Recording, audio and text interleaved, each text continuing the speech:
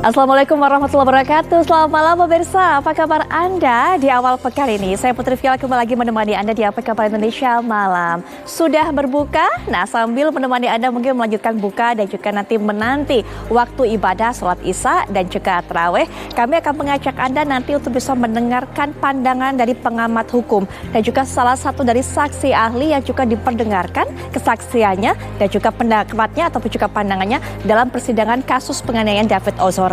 Hari ini kita mengetahui bahwa hakim sudah menjatuhkan vonis 3 tahun 6 bulan terhadap anak yang berkonflik dengan hukum AG yang juga merupakan salah satu pelaku dalam kasus penganiayaan ini. Tapi sebelum kami bawa Anda nanti untuk bisa mendengarkan pandangan dari para narasumber, saya bawa Anda terlebih dahulu untuk bisa melihat salah satu kasus yang begitu hangat yang juga menjadi perbincangan pada pekan lalu, yaitu tepatnya pada Kamis 6 April. Kita lihat ini di sini kami punya datanya untuk Anda. Ini merupakan Bupati Kepulauan Meranti yaitu Muhammad Adil yang ditangkap tangan oleh KPK. Dan pada hari Jumatnya kemudian KPK menetapkan Muhammad Adil ini sebagai tersangka dari kasus korupsi dan tidak main-main, bukan hanya satu, bukan hanya dua, tapi Bupati Kepulauan Meranti Muhammad Adil ini menjadi tersangka dari 3 kasus korupsi.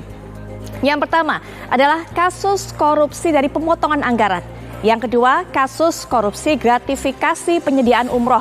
Dan yang ketiga adalah kasus penyuapan untuk pemeriksa keuangan, di mana gara-gara untuk mendapatkan nilai ataupun juga status WTP ini wajar tanpa pengecualian untuk Kabupaten ataupun juga Kepulauan Meranti, Bupati Meranti ini melakukan penyuapan terhadap pemeriksa keuangan.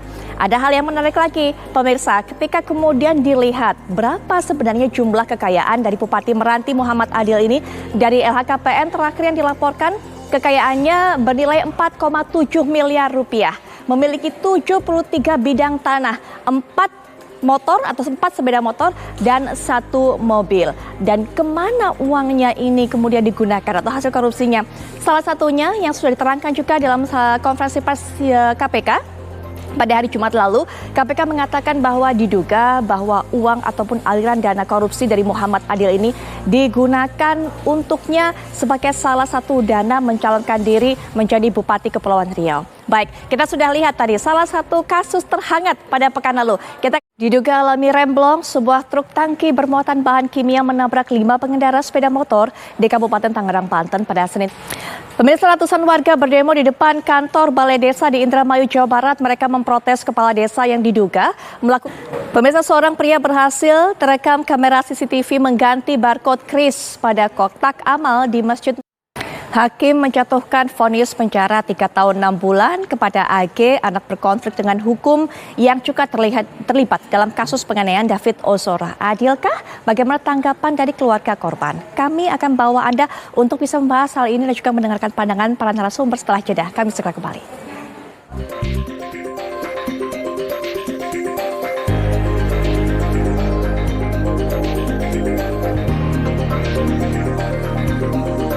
David Ozora sudah bisa tersenyum, sudah bisa tertawa, apalagi ketika kemudian didatangi oleh Inul dan juga suaminya. Bahkan ada permintaan unik dari David Ozora ini untuk bisa memegang kumis dari suami Inul dan juga kemudian mereka berpelukan. Terlihat sangat positif dan sangat semangat untuk bisa sembuh karena sempat ada kalimat yang diucapkan oleh David Ozora bahwa sebentar lagi saya akan sembuh, itu yang dikatakannya. Nah, berbicara mengenai kabar terbaru dari kelanjutan kasusnya, kita mendengar hari ini hakim menjatuhkan vonis 3 tahun 6 bulan untuk AG, salah satu pelaku dalam kasus penganiayaan ini, anak yang berkonflik dengan hukum. Bagaimana kemudian pandangan mengenai vonis yang dijatuhkan oleh hakim? Kita sudah bersama dengan para narasumber, salah satunya adalah ahli yang juga diperdengarkan keterangannya, pandangannya pada proses pengadilan yang juga akan bercerita lebih lanjut kepada kita. Ada Mas Reza Indragiri. Assalamualaikum warahmatullahi wabarakatuh. Kita juga sudah terhubung dengan Bang Hamzah selaku kuasa hukum dari David Ozora. Assalamualaikum warahmatullahi wabarakatuh. Selamat malam Bang Hamzah. Hakim yang menyidangkan perkara itu. Baik, apakah kemudian hal ini bisa berpengaruh terhadap vonis hakim? Nanti kita akan gali lebih dalam lagi, termasuk juga pandangan dari Bang Aristo mengenai faktor pemberat dan juga faktor yang meringankan yang juga disebutkan oleh hakim mengenai kasus ini. Kami akan bawa Anda untuk bisa mengetahuinya sesaat lagi. Kami segera kembali.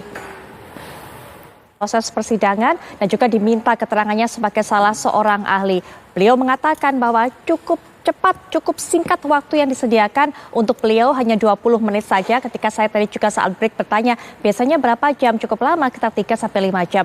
Artinya cukup singkat ini kita mendengarkan dari cerita Mas Reza dalam proses persidangan itu, dari waktu setidaknya saja. Termasuk juga ada kekhawatiran jangan-jangan kemudian ada hal-hal tercecer yang tidak masuk dalam penilaian ataupun juga kecerus mudik ataupun menuju mudik kembali ke kampung halaman masing-masing di saat Lebaran sesaat lagi.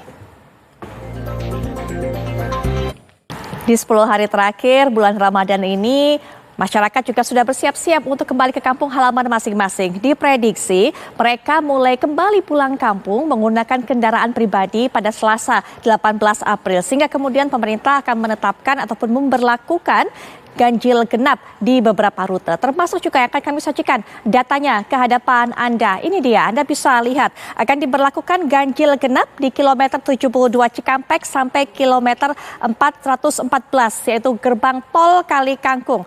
Pada hari Selasa 18 April 2023, pemberlakuan ganjil genap ini akan berlangsung mulai pukul 14, artinya pukul 2 siang sampai pukul 24.00, artinya sampai tengah malam. Kemudian untuk hari berikutnya yaitu hari Rabu, hari Kamis dan juga hari Jumat. Jadi tanggal 19, tanggal 20, tanggal 21, terutama tanggal 21 hari Jumat ini yang diprediksi merupakan puncaknya arus mudik menggunakan kendaraan pribadi. Ditetapkan pemberlakuan ganjil genap yaitu mulai pukul 8 pagi sampai pukul 24. Sehingga Anda juga harus waspada, Anda harus mencari informasi sebanyak-banyaknya bagaimana kemudian jalur-jalur arus mudik ini agar Anda juga bisa mudik dengan nyaman, dengan tenang dan juga sesuai dengan plat nomor Anda. Karena kembali lagi kami informasikan akan diberlakukan yaitu ganjil genap sesuai plat nomor kendaraan pribadi yang Anda gunakan.